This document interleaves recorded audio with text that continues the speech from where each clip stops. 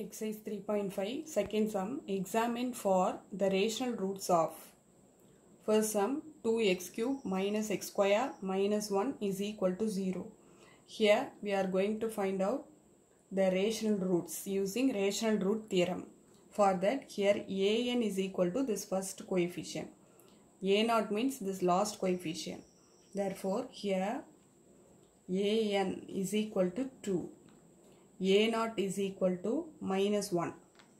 By rational root theorem what we are having? If P by Q is a root with GCD of P comma Q is equal to 1, then P is a factor of A0, Q is a factor of An. That one we saw there. P must divide. Factor means P must divide this A0. A0 here minus 1. And Q must divide. That means Q is a factor of this An 2. This is rational root theorem. By rational root theorem what we are having? If this polynomial given means take and write An, A0. An means this first coefficient. A0 means last one. Constant. Rational root theorem what it is telling? If P by Q is a root. P by Q, that is rational number, we are going to find out. This P by Q is a root means with the P by Q, what about this P by Q? P and Q, GCD of P and Q must be 1. Then P must divide A0. That means minus 1. Q must divide An, that is 2.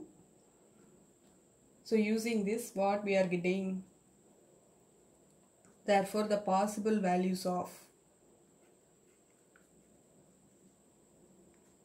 P.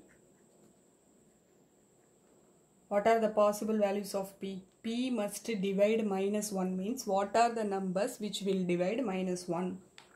1 and minus 1 only divides minus 1.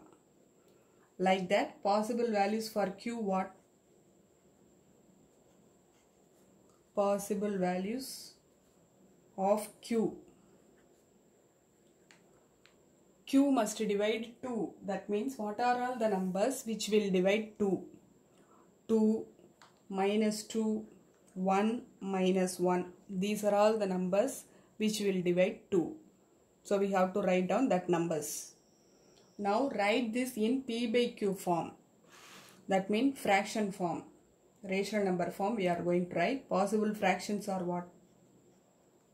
Possible fractions are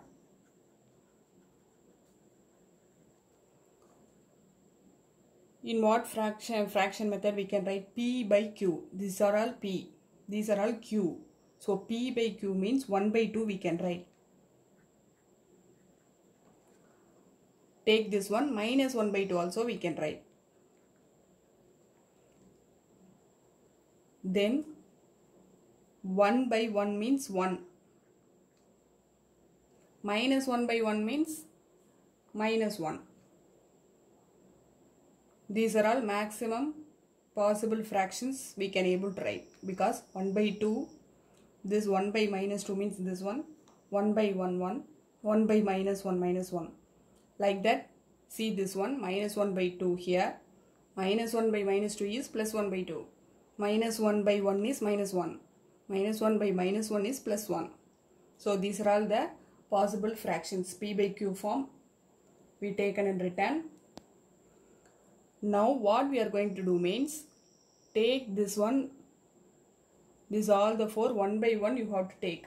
First P of 1 by 2 you applied means, that means in the given polynomial instead of x this 1 by 2 you have to substitute. The answer 0 means this will be a root. If you substitute 1 by 2 it will not become 0. Like that P of minus 1 by 2 also it will not make it 0.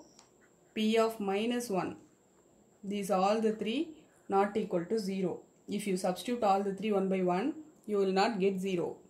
If you substitute P of 1, that means instead of x 1 we are substituting means 2 minus 1 minus 1. So 2 minus 2, 0 you are getting. Therefore, P of 1 is equal to 0 means this 1, x equal to 1 is a rational root for the given polynomial. If you are taking this as equation 1 means this x equal to 1 is a rational root of 1. Understood? Next,